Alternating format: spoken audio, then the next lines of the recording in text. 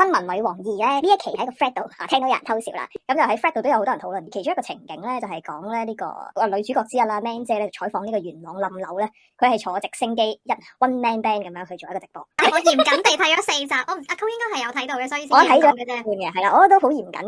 我覺得入邊最唔現實嗰一句咧係即係當李思華佢有一句即係聽到呢個即係突發新聞元朗有棟樓冧咗，咁然後佢咧就指住佢啲同事話你坐我出去，咁然後我就覺得好 amazing，佢真係好熱愛新聞喎。我哋唔係今日討論直升機嘅咩？係啊，都問咗幾個啲前輩啊嘅 camman 同埋攝記咁樣啦。其實當年咧都真係有用直升機採訪嘅情況。咁我諗最出名就係2003年屯門汀九嗰邊有架九巴衝咗落橋。因為其實佢跌嗰個位比較難去到，即係你喺條橋又影唔到啦。嗰陣時就航拍個技術亦都未咁成熟啦，所以就出動咗直升機。咁除咗呢單之外咧，都仲有好多嘅，例如當年越南船民咧喺白石角難民營嗰個毆鬥咧，其實大澳火災啦。其實以前咧打完風之後咧，可能貨櫃碼頭就會排長龍啦，都會用直升機去。